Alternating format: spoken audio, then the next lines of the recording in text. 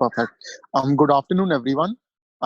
तो आज हम फिर से थोड़ा सा और लैब वैल्यूज जो है उसके बारे में हम बात करेंगे। हमने पिछले हफ्ते आप लोगों ने देखा था कि काफी जो हमने लैब वैल्यूज डिस्कस करी थी वो वैसी थी लैब्स जो हम ज्यादातर इस्तेमाल करते हैं ऑन अ डेली बेसिस। लेकिन फिर भी उसके अलावा कुछ ऐसी लैब वैल्यूज होती हैं जो हम लोग स्पेसिफिकली अपने हॉस्पिटल में इस्तेमाल करते हैं। मे बी उतनी नहीं जितना हम भाई सीबीसी आरएफटी एलएफटी करते हैं, लेकिन फिर भी एक हद तक हम करते हैं।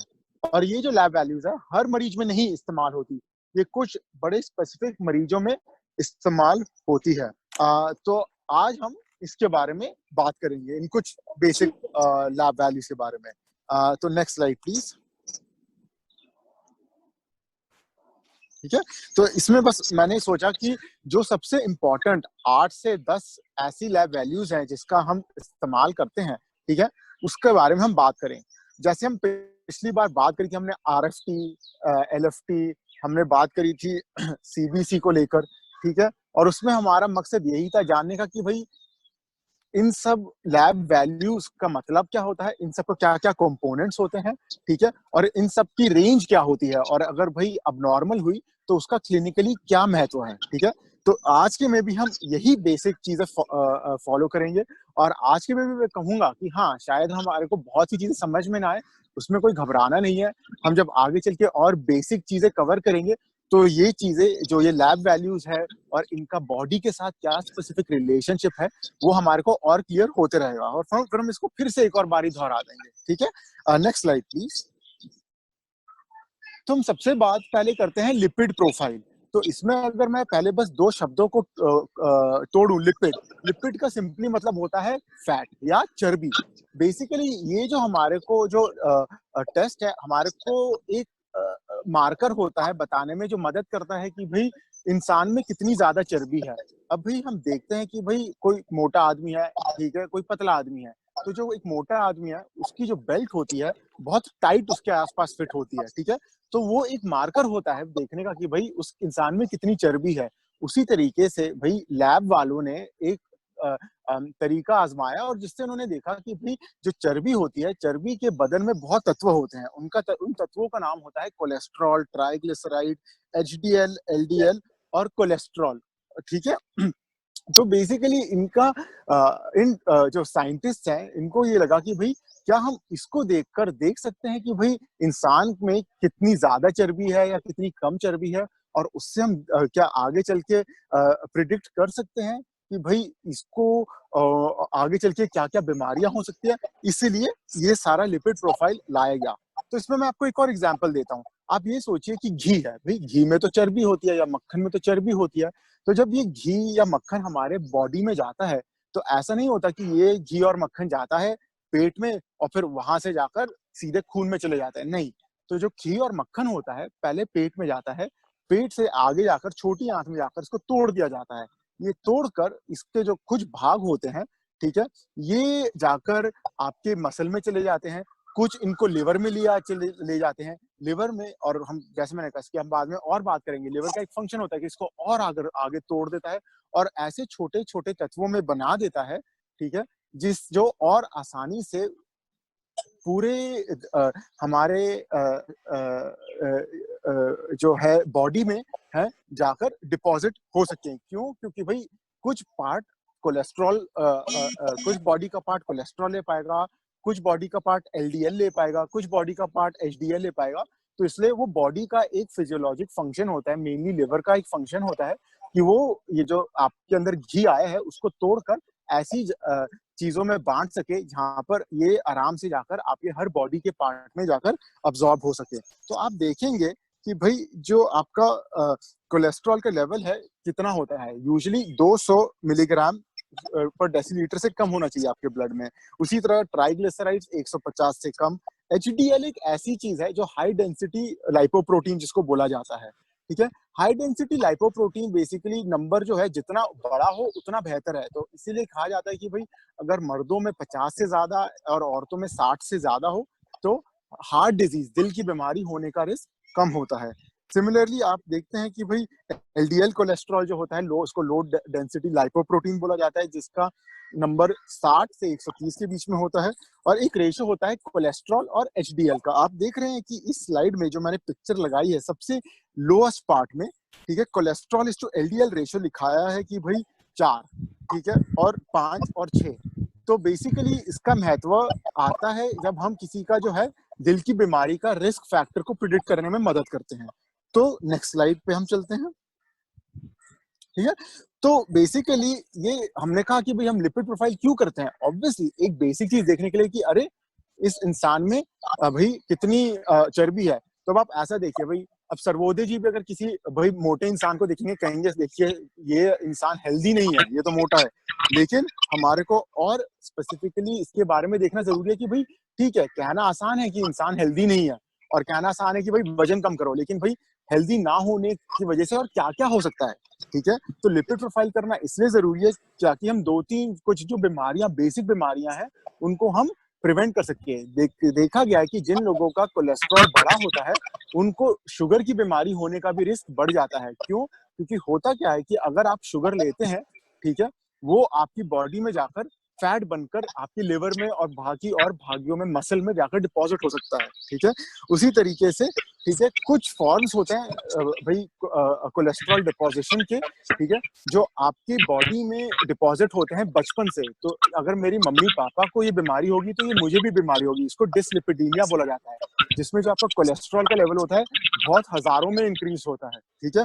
और इससे आपको दिल का दौरा होने में बहुत, आपको दिल का दौरा बहुत जल्दी आपकी उम्र में हो सकता है। नॉर्मली अगर फॉर एग्जांपल दिल का दौरा नॉर्मल इंसान को होता होगा 50 साल की उम्र के बाद। जिन लोगों को डिस्लिपिडीमिया होता है, जिनकी फैमिली में ये बीमारी होती है, जेनेटिक बीमारी होती है, उनको दिल का दौरा 20, 22, 25 साल की उम्र में हो सकता है। उसी तरीके से जैसे मैंने समझाया आपको कि आपको जो कोलेस्ट्रॉल होता है वो आपके खून के अंदरी भाग में जाकर, इनसाइड ऑफ द लूमा, उसका मतलब लूमन, ठीक है, उसका मतलब ये होता है कि आपकी जो खून की जो नस है वो एक पाइप की तरह है, उस पाइप के अंदर जाकर डिपॉजिट हो जाता है। जब ये अंदर जाकर डिपॉजिट होता है तो धीरे धीरे टाइम के साथ साथ ये जो है वहां पर इन्फ्लेमेशन कॉज करने लग जाता है, सूजन कॉज करने लग जाता है, और फिर उसके चलते हुए ये जो है आपकी जो ब्लड वेसल है उसको ब्लॉक कर लेता है। और एक बार ब्लड वेसल अगर ब्लॉक हो गई तो आप जानते हैं कि भाई अगर ये भाई कोरोनरी आर्टरीज को ब्लॉक कर देता है तो दिल का दौरा, उसका मतलब हार्ट अटैक होने का रिस्क बढ़ जाता है। इसलिए हमने देखा कि भाई कोलेस्ट्रॉल और एचडीएल रेशियो अगर 4 से कम हुआ तो भाई बहुत रिसर्च हुई, इसने दिखाया कि भाई इसमें ऐसे लोगों को दिल का दौरा पड़ने का रिस्क कम होता है, और वहीं पे अगर 6 से ज्यादा हो जाता है तो दिल का दौरा होने का रिस्क बढ़ जाता है। तो इस कोलेस्ट्रॉल इस टू एचडीएल का एक ऐसा ये मार्कर है जो कार्डियोलॉजिस्ट को, दिल के डॉक्टरों को मदद करने लग गया प्रिडिक्ट करने के लिए कि इस इंसान को दिल का दौरा होने का रिस्क आगे चल के बढ़ा है या घटा है, ठीक है। उसी तरीके से एक और इसका एक बीमारी है मेटाबॉलिक सिंड्रोम, जो मोटे लोगों में पाई जाती है। उसके भी कुछ कंपोनेंट्स होते हैं, ठीक है। उसको भी देखने के लिए कि भाई किसी को मेटाबॉलिक सिंड्रोम होने का रिस्क है या नहीं है, उसके लिए एचडीएल और कोलेस्ट्रॉल की मात्रा हमारे को जानने में बहुत महत्वपूर्ण रखता है। आप भी देखेंगे कि मैंने जितनी भी ये बीमारियां इसमें लिखी हैं, ये सारी वन वे और दी अदर कोरिलेटेड है। तो इसीलिए हमारे को जो है लिपिड प्रोफाइल देखना बहुत जरूरी है, ताकि हम कम से कम इन बीमारियों को प्रिडिक्ट कर सके अर्ली ऑन, ताकि लोगों को ये हम प्रिवेंट करवा सकें, ठीक है। Next slide please. तो जिस तरह हमने लिपिड प्रोफाइल में काफी हद तक बात करी, वो काफी जरूरी था जानना। उसी तरीके से पिछली बार भी जब हम बात कर रहे थे, ईएसआर और सीआरपी दो ऐसे जांच है जो भाई हम काफी ऑन फ्रीक्वेंटली हम इसका इस्तेमाल करते हैं। तो पिछली बार दीपक जी ने मुझसे पूछा था कि भाई ईएसआर और सीआरपी में भाई मतलब कि ईएसआर का क्या महत्व है क्लिनिकली। तो ईएसआर का पहली बात मतलब होता है एरिथ्रोसाइट सेडिमेंटेशन रेट। अब जैसे डॉक्टर जितिन ने आपको एक बहुत अच्छी टॉक दी थी 2 दिन पहले, उसमें इन्होंने ये जो है इसके बारे में काफी अच्छी तरह आपको एक्सप्लेन किया था। बेसिकली एरिथ्रोसाइट का मतलब होता है रेड ब्लड सेल, ठीक है। तो बेसिकली ईएसआर जो होता है, अगर उन्होंने एक, आपको याद होगा एक डायग्राम दिखाया था जिसमें उन्होंने एक आपको रेड ब्लड सेल, प्लाज्मा, ये सब के बारे में बताया था। तो बेसिकली एरिथ्रोसाइट सेडिमेंटेशन रेट यही बताता है हमारे को कि भाई हम एक खून लेंगे, ठीक है, इजाज जी आए, उन्होंने खून ले लिया एक ट्यूब में, ठीक है, और फिर ट्यूब में उस खून को 1 घंटे के लिए रख दिया। तो फिर होता क्या है कि जो हमारा बॉडी का जो एक ये मैकेनिज्म होता है कि जब खून हमारी बॉडी से ऐसा बाहर आ जाता है एक ट्यूब के अंदर एनवायरनमेंट के अंतर्गत, ठीक है, जो हमारे जो रेड ब्लड सेल होते हैं वो ट्यूब के बॉटम पे चले जाते हैं और उसके ऊपर एक येलो कलर का सब्सटेंस जिसको हम प्लाज्मा बोलते हैं वो छोड़ देते हैं। और फिर 1 घंटे के बाद हम मेजर करते हैं कि ये जो रेड ब्लड सेल है, ठीक है, कितना ज्यादा जाकर नीचे डिपॉजिट हो गया, और उसको हम एरिथ्रोसाइट सेडिमेंटेशन रेट बोलते हैं। सेडिमेंटेशन मतलब कि जिस तरह हम एक भाई गमले में है, हमने पानी डाला और उस पानी के अंदर हमने बहुत मिट्टी डाल दी। अगर 1 घंटे के बाद हम देखेंगे कि शुरुआत में तो ये मिट्टी और पानी एक साथ घुला हुआ है, लेकिन उसके बाद होता क्या है कि 1 घंटे के बाद आप देखेंगे कि जो मिट्टी होती है, क्योंकि ज़्यादा हेवी होती है, नीचे जाकर ग्रेविटी के वजह से बैठ जाती है और ऊपर हमारे को पानी और क्लियरली दिखने लग जाता है। इन एरिथ्रोसाइट सेडिमेंटेशन रेट का यही मतलब होता है। तो एरिथ्रोसाइट सेडिमेंटेशन रेट में जैसे मैंने कहा, जो आपका जो ब्लड होता है वो आरबीसी रेड ब्लड सेल्स नीचे आकर बैठ जाते हैं और ऊपर वो प्लाज्मा छोड़ देते हैं, और एरिथ्रोसाइट जो होता है ये रेड ब्लड सेल्स जो होते हैं ये नीचे कितना बैठे हैं उसके मुताबिक हम देख पाते हैं कि कितना इन्फ्लेमेशन हुआ है। जितनी ज्यादा इन्फ्लेमेशन हुई है उतना ही ज्यादा ये सेडिमेंटेशन बढ़ेगा, उतना ही ज्यादा रेड ब्लड सेल नीचे आकर बैठेंगे और उतना ही कम प्लाज्मा का क्लियर फ्लूइड ऊपर बचेगा। हम ये आपको किसी दिन इजाज के साथ जाकर आपको लैब में हम दिखाएंगे, उससे आपको ये और क्लियर आइडिया हो जाएगा, ठीक है। तो एरिथ्रोसाइट सेडिमेंटेशन रेट जो हमने उस दिन भी हम बात कर रहे थे कि कोई स्पेसिफिक बीमारी के साथ नहीं रिलेटेड होता है। एरिथ्रोसाइट सेडिमेंटेशन रेट यूजुअली बहुत नॉन स्पेसिफिक चीज मतलब कि अगर मुझे चोट लग गई, कभी कभी अगर मुझे स्ट्रेस भी हो गया, ठीक है, वो मेरी बॉडी के ऊपर एक फिजिकल ऐसा ट्रांसफॉर्मेशन करेगा कि थोड़ा सा सूजन पैदा कर देगा, मेंटल स्ट्रेस भी, ठीक है। तो इन चीजों के चलते तहत, ठीक है, सेडिमेंटेशन रेट ईएसआर बढ़ सकता है। इसलिए हम ईएसआर जो होता है कभी भी किसी स्पेसिफिक डिजीज के डायग्नोसिस के लिए इस्तेमाल नहीं करते, कभी कभी स्क्रीनिंग के लिए इस्तेमाल करते हैं। जैसे अगर कोई मरीज आया हमारे पास, हमारे को टीबी का शक लग रहा है, तो हम ईएसआर को इस्तेमाल कर सकते हैं देखने के लिए कि भाई अगर बड़ा है तो हमारे को एक हिंट दे देगा कि भाई शायद इस इंसान को टीबी होने की आशंका है। लेकिन कभी भी जैसे मैंने कहा, हम ईएसआर अगर बड़ा है लाइक भाई 100, 200, 300, तो हम ऐसा नहीं कह सकते गारंटीड कि भाई अरे इसको बैक्टीरिया की ही इन्फेक्शन है। क्यों? क्योंकि जैसे इसमें हमने बताया कि भाई इन्फेक्शन के चलते भी हो सकता है, और इन्फेक्शन मतलब वायरल इन्फेक्शन, पैरासाइट की infection, worm infection, bacterial infection, इन सब के चलते तहत ईएसआर बढ़ सकता है। सिमिलरली जो है कुछ कंडीशंस होती है, जैसे उम्र होती है, फीमेल्स होती हैं, इन सब में भी बेसलाइन ईएसआर बढ़ता है। तो जैसे हम बूढ़े होते रहते हैं, ईएसआर की भी लेवल थोड़ा बहुत हमारे बॉडी में बढ़ते रहता है। उसी तरीके से अगर किसी को अनीमिया है, उसका मतलब खून की कमी है, या गुर्दे को चोट लगी है बहुत समय से, ठीक है, तो ये हमारे को ईएसआर बढ़ा सकता है। ईएसआर एटलीस्ट मेरा जैसा जो डॉक्टर है, ईएसआर उस तरीके से लेता है कि अगर किसी इंसान को बीमारी बहुत लंबे अरसे के लिए है तो उसमें मैं अज्यूम करता हूँ कि ईएसआर बढ़ा हुआ होगा। उसी तरीके से जैसे मैंने आपको अभी अभी समझाया कि ईएसआर जो होता है, ठीक है, अगर किसी को बीमारी बहुत लंबे अरसे से है, उसका मतलब क्रॉनिक डिजीज है, वो उसमें बड़ा रहता है। उसी तरह सीआरपी, सी रिएक्टिव प्रोटीन, ये एक अक्यूट फेज रिएक्टेंट। अक्यूट का मतलब कि बस मुझे कोई बीमारी हुई और अचानक से कुछ घंटों से लेकर कुछ दिनों के अंदर ये मार्कर बढ़ जाता है। तो इसीलिए हमारे को सीआरपी का महत्व तब होता है जब अगर मुझे शक है कि भाई मुझे बस अभी के अभी कोई इन्फेक्शन हुई है, ठीक है, और मुझे देखना है कि भाई उसका कितना ज्यादा इफेक्ट हुआ, कितना ज्यादा सूजन उसने मेरे बॉडी में प्रोड्यूस किया है। तो उसी तरीके के पेशेंट का, उसका मतलब कि भाई किसी को पैनक्रेटाइटिस हुआ है, उसका अगर मैं सीआरपी चेक करता हूँ तो बहुत बड़ा हो सकता है, ठीक है। और उसका मतलब ये भी हो सकता है, अगर हो सकता है कि भाई अगर थोड़ा सा ही बड़ा हो और हमारे को शक है कि पेशेंट को पैनक्रेटाइटिस है, उसका मतलब है कि भाई थोड़ा बढ़ने का मतलब यह है कि आगे चलकर अभी और बढ़ सकता है। उसका मतलब कि पैनक्रेटाइटिस में और सूजन अभी पैदा हुई नहीं है, लेकिन आगे चल के और हो सकती है। तो ये हमारे को जो अक्यूट जो सीआरपी है, एक अक्यूट इन्फेक्शन या अक्यूट इन्फ्लेमेशन का एक मार्कर की तरह मदद करता है प्रिडिक्ट करने को कि अभी जो है बॉडी में सूजन बहुत है या आगे चल के अगले कुछ घंटों के अंदर ये और बढ़ सकती है, ठीक है। तो जैसे मैंने कहा, ये इन्फेक्शन में मेनली बैक्टीरियल इन्फेक्शन में बहुत बड़ा होता है, ठीक है। कोरोनरी आर्टरी डिजीज, उसका मतलब दिल के दौरा जब लोगों को होता है उसमें ये बढ़ सकता है।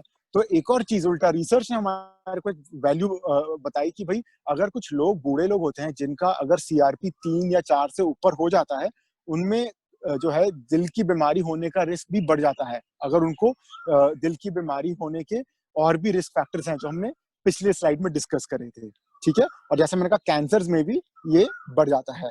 सीआरपी का एक और फायदा ये होता है कि जैसे हमारी बॉडी में भाई इन्फ्लेमेशन कम होती है, सूजन कम होती है, तो सीआरपी भी धीरे धीरे घट सकता है। तो ये भी एक मार्कर होता है बताने के लिए कि अगर बॉडी में सूजन कम हो रही होती हो, ठीक है। Next slide please.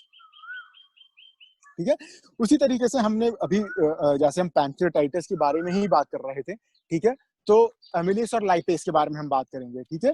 तो एमिलेस और लाइपेस बेसिकली एक कुछ ऐसे तत्व हैं, एंजाइम्स हैं, जैसे आपको याद होगा भैया ने बताया था एंजाइम्स भी एक प्रकार के प्रोटीन होते हैं, ठीक है। एक ऐसे एंजाइम या प्रोटीन होते हैं, ठीक है, जो बेसिकली नॉर्मल फिजियोलॉजिकली, ठीक है, बॉडी के जो में जो खाना आता है, स्पेशली जो भाई चावल हम लेते हैं, ब्रेड लेते हैं, रोटी लेते हैं, जिसमें कार्बोहाइड्रेट्स और स्टार्च होता है, उसको तोड़ने में मदद कर देता है, ठीक है।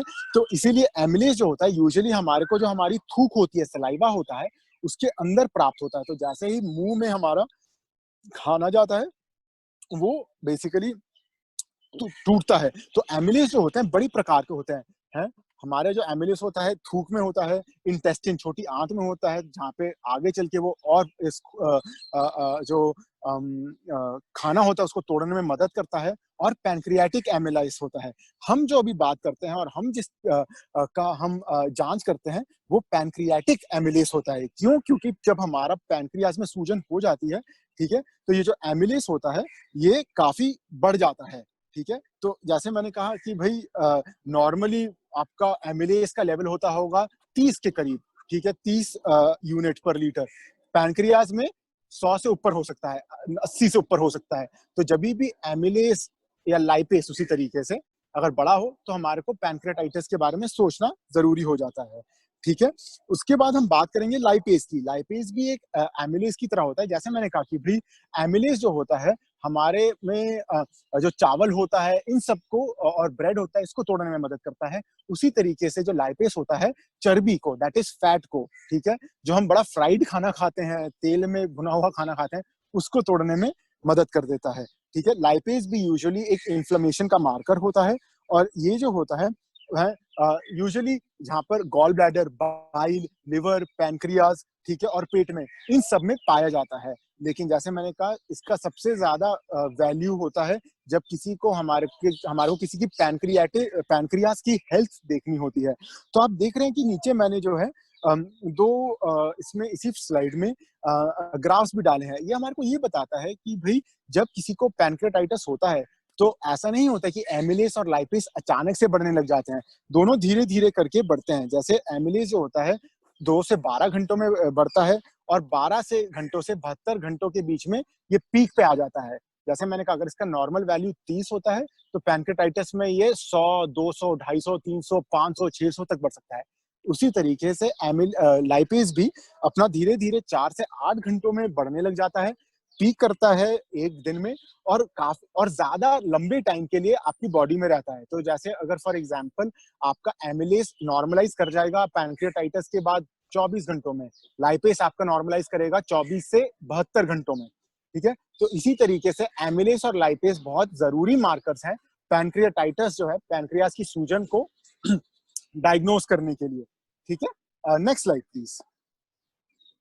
ठीक है, इसके बाद हम आते हैं, अब जैसे हमने जो पहले ये 3 टेस्ट के बारे में बात किया है, ये वैसे थे जो फिर भी हम एक हद तक यूज करते हैं काफी फ्रीक्वेंटली जिस प्रकार के हम मरीज देखते हैं। जो अगले मैं कुछ टेस्ट बता रहा हूँ, ये वैसे टेस्ट है जो बहुत स्पेसिफिकली कुछ ही कंडीशंस में यूज होते हैं, और हम हमेशा नहीं इनका इस्तेमाल करते हैं, ठीक है। उनमें से एक है CA19-9, ठीक है, ये एक कैंसर मार्कर है। इसका नाम होता है कार्बोहाइड्रेट एंटीजन 19-9, जिसका दूसरा नाम होता है साइलिल लुइस, ठीक है, जो आप कह सकते हैं साइंटिस्ट के नाम के पीछे इसका नाम रखा गया है, ठीक है। ये जो जांच होती है, ये स्क्रीनिंग होती है हमारे पैनक्रियाटिक कैंसर के लिए, ठीक है। तो बेसिकली इसका महत्व क्या होता है कि भाई जैसे हमने पिछली बार बात करी थी कि भाई 2 प्रकार के टेस्ट बेसिक कैटेगरीज में होता है। स्क्रीनिंग टेस्ट जो हमारे को भाई बताते हैं, और डायग्नोस्टिक टेस्ट जो हमारे को भाई गारंटी कर देते हैं कि भाई किसी को ये बीमारी है या नहीं। तो जो CA-99 है, ये हम ज्यादातर स्क्रीनिंग टेस्ट के लिए यूज करते हैं, और बहुत बारी हम एक्चुअली में इसको डायग्नोस्टिक टेस्ट के लिए भी यूज कर सकते हैं। इसमें हम डायग्नोस्टिक टेस्ट के लिए इसको हम कम यूज करते हैं, क्यों? क्योंकि CA-99 पैनक्रियाटिक कैंसर ही नहीं, लेकिन और भी जो कैंसर होता है, जैसे कोलन कैंसर, लिवर कैंसर और इसोफेगस के कैंसर में भी हल्का सा बड़ा होता है, लेकिन प्राइमरीली जैसे मैंने कहा पैनक्रियाटिक कैंसर के लिए इस्तेमाल करा जाता है। ठीक है, एक और चीज है कि CA-99 जो है पैनक्रियाटाइटिस के लिए भी में भी बड़ा हो सकता है। तो बेसिकली हमारे को इसमें ये सोचना है, इसमें ये समझना है कि अगर पैनक्रियाज में किसी भी प्रकार की चोट लग गई, उसका मतलब ये कि भाई या तो उसमें बहुत सूजन हो गई या उसमें कैंसर हो गया। तो बेसिकली CA-99 एक ऐसा जांच है जो बढ़ सकता है। अब भाई फॉर एग्जांपल किसी को भाई पैनक्रियाज का कैंसर है, उसके लिए भाई हमने देखा कि इनका CA-99 बहुत बड़ा है, 400-500 तक। उसके बाद हमने इनका पैनक्रिया के कैंसर का हमने इलाज करना शुरू किया, या तो हमने उसका ऑपरेशन करा या हमने उसका मोस्ट ऑफ द टाइम्स दवाइयां चलाई। तो बेसिकली हम क्या कर सकते हैं कि 4 महीनों के बाद देखने के लिए कि भाई ये पैनक्रियास का कैंसर घटा है या नहीं घटा। ठीक है, क्लिनिकल मार्कर तो एक चीज है ही, लेकिन हम CA-99 फिर से दोहरा सकते हैं देखने के लिए कि ये फिर से बढ़ रहा है या घट रहा है। क्योंकि अगर बढ़ रहा है उसका मतलब कि भाई जो हम अपने मरीज के लिए इस्तेमाल कर रहे हैं ट्रीटमेंट, वो काम नहीं कर रही है। ठीक है, तो इसलिए बहुत महत्वपूर्ण है देखने के लिए कि स्क्रीन या डायग्नोज करने के लिए ही नहीं, लेकिन भाई बीमारी को एक बारी जब शुरू हो जाती है, ठीक है, उसको ट्रीटमेंट के बाद वो कैसे रिस्पॉन्ड करती है ट्रीटमेंट को देखने के लिए, वो भी CA-99 हमारे को मदद करता है बताने में। Next slide please. उसी तरीके से जैसे हमने अभी बात करी CA-99 की जो हमारे को पैनक्रियास के बारे में बताता है, उसी तरीके से AFP अल्फा फीटोप्रोटीन, ठीक है, वो हमारे को मदद करता है लिवर की बीमारियों के बारे में बताने में। तो अल्फा फीटोप्रोटीन जो होता है, ये एक ऐसा एंजाइम है या एक ऐसा केमिकल ले लीजिए जो हमारे बॉडी में बचपन से, जब एक बच्चा माँ की गोद में होता है, फीटल स्टेज में होता है, तभी में से ही उसमें ये AFP माना जाता है। AFP का जो होता है एक्चुअली में अडल्ट में जो है कोई क्लियर फंक्शन अभी तक पता नहीं, लेकिन बचपन में, जब बचपन मतलब जब बच्चा माँ की गोद में होता है, वूम में होता है, यूट्रस में होता है, फीटस होता है बच्चा, तो बेसिकली ये हमारे को एक मार्कर होता है बताने के लिए कि भाई आगे चल के क्या ये बच्चे को कुछ हेरिडिटरी बीमारियां ना हो जाए। ठीक है, जैसे कि डाउन सिंड्रोम, ठीक है, या और कोई क्रोमोसोमल एबनॉर्मेलिटीज ना हो जाए। तो बेसिकली ये एक ऐसा मार्कर है जो लिवर में प्रोड्यूस होता है, और ये जो है जब बच्चा जो होता है माँ की गोद में होता है, उसमें प्रिडिक्ट करने में मदद करता है कि आगे चल के कहीं इसको कुछ स्पेसिफिक तरीके की बीमारियां ना हो जाए। तो AFP जो होता है हमारे को, जैसे मैंने कहा, नॉर्मल बॉडी में, नॉर्मल फिजियोलॉजी में कोई इसका महत्व नहीं होता, लेकिन जैसे मैंने कहा AFP जो होता है लिवर से बनता है। तो अगर किसी को लिवर की बीमारी, स्पेशली लिवर कैंसर हो, या अगर किसी को मेटास्टेसिस, सिंपली मीनिंग कि भाई मेरे को कैंसर हुआ शुरू बड़ी आंत में, लेकिन वो कैंसर जाकर लिवर में बैठ गया, तो लिवर में भी सूजन पैदा कर दी, तो लिवर का कैंसर या मेटास्टेसिस टू द लिवर, ठीक है, उसमें अल्फा फीटोप्रोटीन बढ़ जाता है। ठीक है, उसी तरीके से अगर टेस्टिकुलर ट्यूमर हो गया, ठीक है, टेस्टिस का ट्यूमर हो गया, और ये जो होता है ये भी AFP को बढ़ा देता है, लेकिन AFP का हम ज्यादातर वैल्यू लिवर के कैंसर में और लिवर के डिजीजेस में ही डायग्नोस करने में हम उसका इस्तेमाल करते हैं। Next slide please. ठीक है, उसी तरीके से CEA, ये एक और एक ट्यूमर मार्कर है, ट्यूमर एंटीजन है, जिसको हम बोलते हैं कार्सिनो एम्ब्रियोजेनिक एंटीजन। इसका हम यूजुअली इस्तेमाल करते हैं उन प्रकार के कैंसरों में जो हमारे GI ट्रैक्ट से आता है। GI ट्रैक्ट मतलब बेसिकली मुंह से लेकर पैखाने के रास्ते तक। तो अगर कभी भी इसोफेगस में, ठीक है, जो खाने की पाइप है जो मुंह को पेट के साथ जोड़ती हो, या हमारा स्टमक है, पेट है, छोटी आंत या बड़ी आंत, अगर यहाँ पे कभी कैंसर हो, तो बेसिकली हमारे को CEA का टेस्ट करना जरूरी होता है। तो जैसे मैंने कहा, ये एक बहुत स्पेसिफिक डायग्नोस्टिक टेस्ट नहीं है, ये भी स्क्रीनिंग के लिए ही हमारे को मदद करता है। लेकिन उसी तरीके से सीईए का भी यही खूबी है कि भाई अगर सीईए बड़ा है तो हमारे को बेसिकली सोचवाता है कि भाई ये कैंसर जो है पेट में, ठीक है, कहीं छुपा हो सकता है, और उसके आगे चल के हम और सीटी एमआरआई जांच करके देख सकते हैं कि किस स्पेसिफिक भाग में ये कैंसर है। उसी तरीके से जब हम कैंसर का हम ट्रीटमेंट करना शुरू करते हैं और उसके बाद हम सीएए को रिपीट करते हैं, तो ये हमारे को बताने में मदद करता है कि भाई इस कैंसर को इस ट्रीटमेंट ने कैंसर के ऊपर काम करना शुरू किया है नहीं। क्यों? क्योंकि अगर हम ट्रीटमेंट के बाद सीईए बढ़ रहा है, उसका मतलब भाई या तो ये कैंसर और भी कहीं फैला हुआ है और ये सीईए को ये प्रोड्यूस कर रहा है, या अभी ये जो बीमारी है ये अभी हम कंट्रोल ही नहीं कर पाए हैं उन ट्रीटमेंट के चलते हुए, और शायद हमारे को किसी और ट्रीटमेंट की जरूरत पड़े। तो सीए में भी आपको इतना ही ध्यान रखना है कि भाई ये कोलन कैंसर के साथ, पेट के कैंसर के साथ, पैनक्रियास के कैंसर के साथ, कभी-कभी लंग और ब्रेस्ट और थायराइड कैंसर के साथ भी बड़ा हो सकता है। लेकिन हम मेनली इसको हम जो आंत होती है, ठीक है, कोलन में और पेट में उसके कैंसर को स्क्रीन करने के लिए उसका इस्तेमाल करते हैं।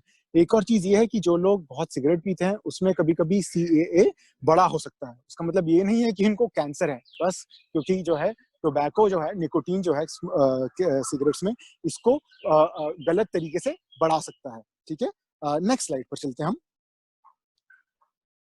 ठीक है? उसी तरीके से पीएसए एक बहुत इंपॉर्टेंट मार्कर है यार, जो हम बेसिकली प्रोस्टेट की बीमारी को डायग्नोज करने में मदद कर सकते हैं। ठीक है? तो पीएसए का जो नॉर्मल वैल्यू होता है, यूजुअली कहा जाता है कि भाई 10 नैनोग्राम से कम होना चाहिए, 0.1 मिलीग्राम से कम होना चाहिए।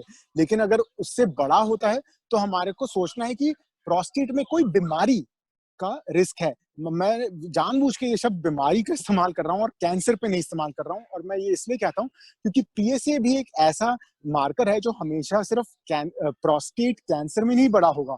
अगर प्रोस्टेट में कभी भी किसी प्रकार की सूजन, इंफेक्शन के चलते हुए, जिसको हम प्रोस्टेटाइटिस बोलते हैं, या बुढ़ापे में कभी-कभी जो है प्रोस्टेट का साइज बढ़ जाता है, ठीक है? उसके चलते तहत पीएसए बढ़ सकता है। अब कहा जाता है कि भाई अगर पीएसए 4, 6 या 10 से ऊपर है, तो आपको कैंसर के बारे में सोचना ज़रूरी है, स्पेशली बूढ़े लोगों में। प्रोस्टेट जो होता है, एक ऐसा अंग होता है, सॉरी मैं इसमें वापस अभी आ रहा हूँ, थोड़ा-सा और क्लियर आइडिया आपको प्रोस्टेट के बारे में देने के लिए, जो आपके बेसिकली जो है यूरिनरी ब्लैडर के पीछे और ऊपर बैठा होता है। तो बेसिकली ये एक ऐसा अंग है जो मेनली सिर्फ मर्दों में होता है, औरतों में नहीं होता है, और उम्र के साथ हमारी बॉडी में एक ऐसा केमिकल होता है, उसका नाम होता है टेस्टोस्टेरोन, कि भाई उम्र के साथ ये प्रोस्टेट को बड़ा करने लग जाता है। आप डायग्राम में देखेंगे कि भाई जैसे ही प्रोस्टेट जो होता है, ये बड़ा होने लग जाता है, तो जो उसके ऊपर बैठा हुआ यूरिनरी ब्लैडर होता है, वो जो हमारी पेशाब की थैली होती है, वो सिकुड़ने लग जाती है। तो जब वो सिकुड़ने लग जाती है, तो उतनी अच्छी तरह वो रिलैक्स नहीं कर पाती। तो ऑब्वियसली अगर किसी को भी कोई प्रोस्टेट की बीमारी होगी, ठीक है, उसको पेशाब करने में डिफिकल्टी होगी, दिक्कत होगी, उसकी जो पेशाब है ठीक से नहीं होगा, और एक बारी में वो पूरी तरीके से पेशाब अपना नहीं निकाल पाएँगे और उनको बार-बार बाथरूम जाना पड़ेगा। तो जभी भी कोई इंसान हमारे पास ऐसे सिम्पटम्स को लेकर आता है, हमारे को हमेशा प्रोस्टेट की बीमारी के बारे में सोचना ज़रूरी होता है। और अगर कोई बूढ़ा इंसान होता है, तो हमारे को हमेशा प्रोस्टेट कैंसर को दिमाग में रखना ज़रूरी होता है। ऑब्वियसली हमारे को फिजिकल एग्जाम, प्रोस्टेट एग्जाम करना बहुत ज़रूरी होता है, लेकिन साथ ही साथ प्रोस्टेट स्पेसिफिक एंटीजन हमारे को भेजना ज़रूरी है।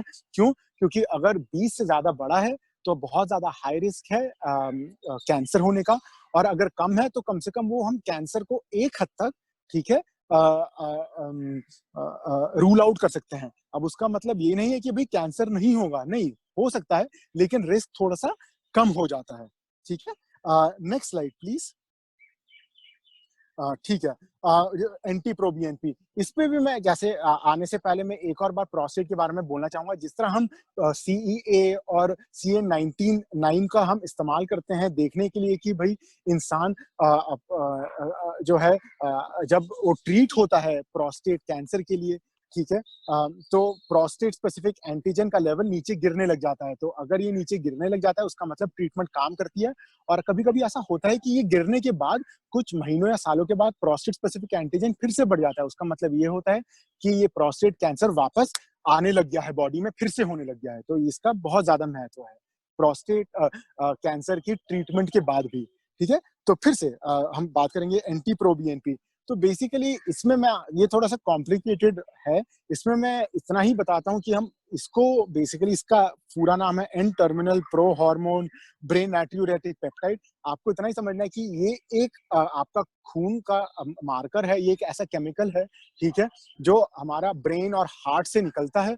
बेसिकली ये हार्ट फेलियर को डायग्नोज करने में मदद करता है, ठीक है? ये एक बहुत अच्छा स्क्रीनिंग और डायग्नोसिस का टेस्ट है। क्यों? क्योंकि अगर किसी को हार्ट फेलियर है, उसका मतलब इनका जो दिल है, ठीक से खून को पंप नहीं कर रहा है, ठीक है? उसमें ये एंटी-प्रोबीएनपी बढ़ा हुआ होता है। नॉर्मली एंटी-प्रोबीएनपी 300 से कम होता है, लेकिन अगर 300 से ज़्यादा होता है, वो हमारे को बताता है कि भई हाँ, इस इंसान को हार्ट फेलियर है।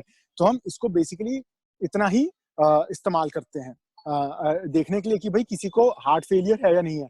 अब फॉर एग्जांपल अगर एंटी-प्रोबीएनपी जो है 300 से कम है, तो भई रिस्क हार्ट फेलियर का होना कम है। लेकिन अगर भई 500 है, उसका मतलब ये नहीं कि बहुत ज़्यादा बढ़ा है, लेकिन उसका मतलब ये है कि हमारे को हार्ट फेलियर के बारे में सोचना ज़रूरी पड़ सकता है। क्यों? क्योंकि अगर किसी को बिल्कुल हार्ट फेलियर के बीच में हमारे पास हॉस्पिटल आया है, मैंने ऐसे मरीजों का देखा है कि जिनका एंटी-प्रोबीएनपी लेवल 1000 और 15,000 से तक का रेंज कर सकता है।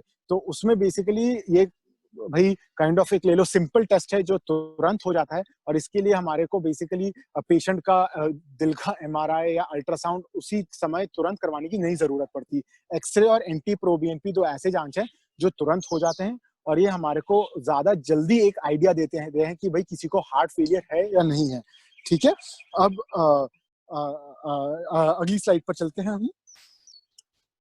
ठीक है? उसी तरह ट्रोपोनिन, ट्रोपोनिन भी एक ऐसी खून का एक जाँच है, जो किसी हमारे को मदद करता है बताने के लिए कि किसी को दिल का दौरा पड़ा है या नहीं पड़ा है।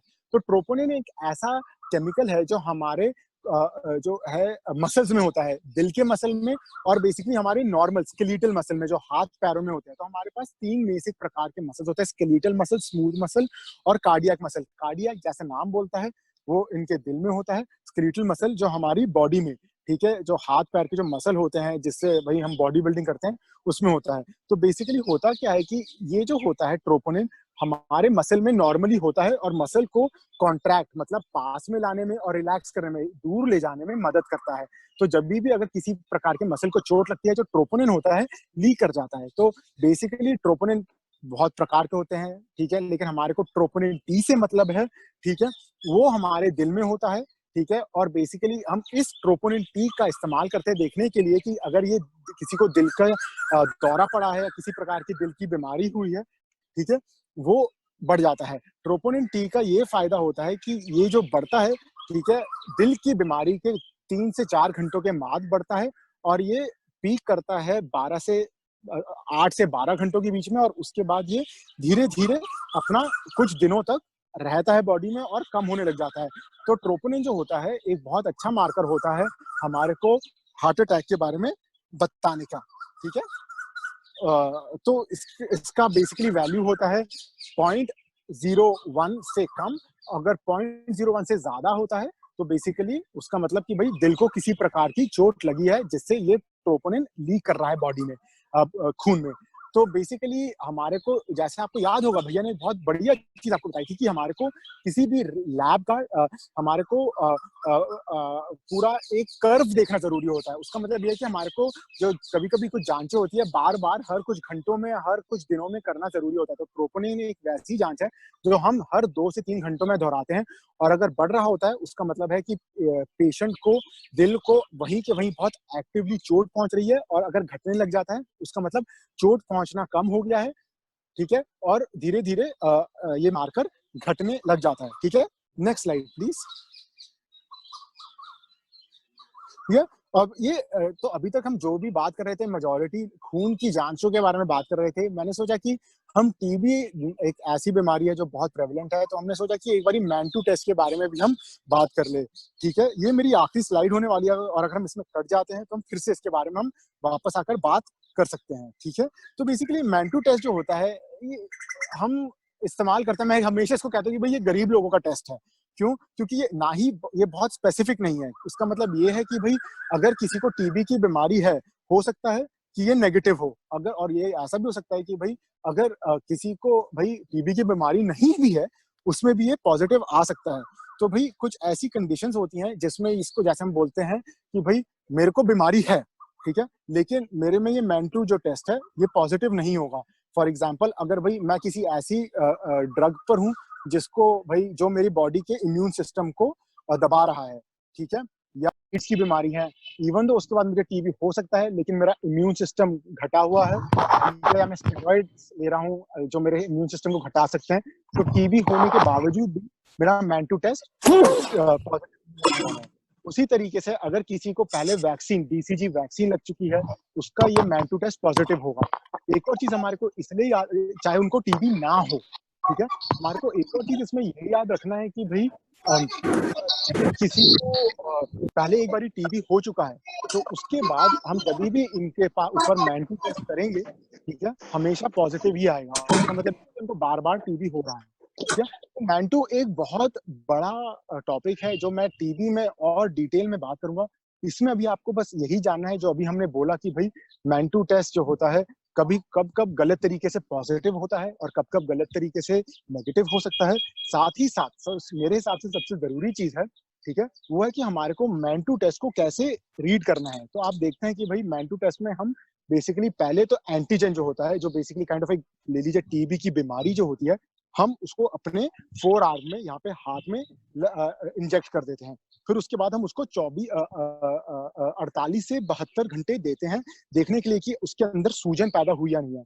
अब ये सूजन का जो पार्ट है, इसमें हम कभी कभी बहुत कंफ्यूज, उसमें जो होता है जब हम टेस्ट को देखते हैं 48 से 72 घंटों के बाद, हम 2 चीजें देखते हैं, उसमें कितना लाल रंग है और उसमें कितना ज्यादा हार्डनिंग है। उसको हम इंड्यूरेशन बोलते हैं अंग्रेजी में, ठीक है। उसका मतलब है कि नीचे इतना सख्त है।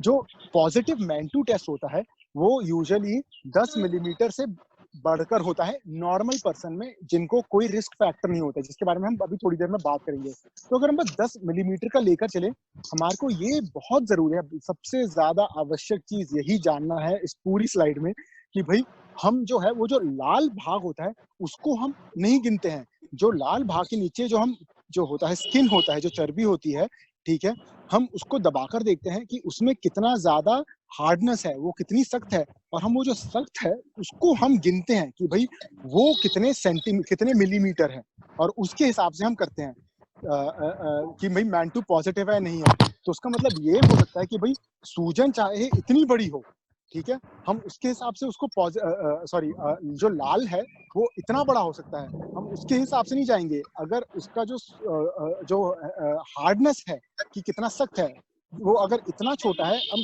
जो उसका सख्त पना है उसको हम मेजर करते हैं, लाल रंग को नहीं, जो सख्त है उसको दबाकर उसको हम मेजर करते हैं। उसी तरीके से जैसे मैं आपको बोल रहा था, नॉर्मली जो होता है अगर किसी को 10 mm से बड़ा होता है, ये मैंटू टेस्ट में जो होता है ये 10 मिलीमीटर 1 सेंटीमीटर से बड़ा होता है, तो उसका मतलब होता है वो पॉजिटिव होता है। कभी कभी जिन लोगों को HIV की बीमारी होती है, जो ऐसे मरीज होते हैं जो पहले टीबी के मरीजों के साथ कांटेक्ट में आए थे, ठीक है, जिनको ऑर्गन ट्रांसप्लांट हो रखा है, ठीक है, उन लोगों में अगर सिर्फ 5 मिलीमीटर से भी बड़ा होगा, ठीक है, हम उसको पॉजिटिव लेंगे मैंटू। उसी तरीके से जो लोग जो है ड्रग्स का इस्तेमाल करते हैं, IV ड्रग्स, ठीक है, जो इंडिया जैसे देश में, ठीक है, जहाँ पे टीबी का रिस्क बहुत बड़ा होता है, ठीक है, उसमें, ठीक है, जो शराब पीते हैं, जिन लोगों को किडनी की बीमारी होती है, जिनको डायबिटीज की बीमारी होती है, जिनको दिल की बीमारी होती है, उन लोगों को, ठीक है, जब भी 10 मिलीमीटर से ज्यादा होगा उसमें हम पॉजिटिव उसको मानेंगे ही मानेंगे, ठीक है। बाहर के देशों में, अमेरिका में 15 मिलीमीटर से ज्यादा जो होता है नॉर्मल पॉपुलेशन में माना जाता है पॉजिटिव, लेकिन हम क्योंकि इंडिया में है जहाँ पे हाई रिस्क पॉपुलेशन होती है, अगर 10 मिलीमीटर से ज्यादा हमारी स्वेलिंग होती है हाथ में, ठीक है, हम उसको पॉजिटिव मैन टू मान लेते हैं। उसी तरीके से एक और जांच होती है टीबी नैट, ठीक है। ये एक जांच होती है जिसके बारे में लाइक आई सेड बाद में हम और डिटेल में बात करेंगे। इसमें आपको बस इसमें इतना ही जानना जरूरी है कि ये हमारे जो टीबी होता है, हम इसमें इंसान का स्प्यूटम थूक लेते हैं, इसको हम kind of genetic molecular level पर रन करते हैं और देखते हैं कि अगर उसमें हमारे को टीबी की हमारे को माइकोबैक्टीरिया बैक्टीरिया मिलती हैं तो हम उसको पॉजिटिव लिया जाता है। तो टीबी नैट को हम ज्यादातर डायग्नोस्टिक टेस्ट के लिए इस्तेमाल करते हैं और मैन टू टेस्ट को हम ज्यादातर स्क्रीनिंग टेस्ट के लिए इस्तेमाल करते हैं। बहुत से और बहुत टीबी के जांच है, लेकिन मैंने ये दो मेन ही टच कर रहा हूँ क्योंकि ये दो ही हम ज्यादातर हमारे हॉस्पिटल में इस्तेमाल करते हैं, ठीक है। जैसे मैंने कहा मैन टू और टीबी टेस्ट जो है हम इसके बारे में और डिटेल में बात करेंगे, लेकिन अभी क्योंकि टाइम की वजह से हम बस इसको इतना बेसिक ही रखेंगे। तो मैं फिर से रिपीट करूंगा, मैन टू और टीबी में हमारे मैन टू जो टीबी टेस्ट होता है उसमें हमारे को देखना होता है कि जो स्किन होता है उसमें कितना सख्त है, लाल होने से नहीं जाते, हम सख्ती से उसका हम डायग्नोस करते हैं 10 मिलीमीटर से ऊपर, ठीक है। हम इसका इस्तेमाल करते हैं इसको पॉजिटिव लेने के लिए, ठीक है। और टीबी नैट एक ऐसा जांच है जो बेसिकली मॉलिक्यूलर लेवल पर जाकर देखता है कि भाई हमारे थूक के सैंपल में टीबी के माइकोबैक्टीरिया पड़े हैं या नहीं पड़े हैं, ठीक है। Next slide. तो ये मेरा टॉक था।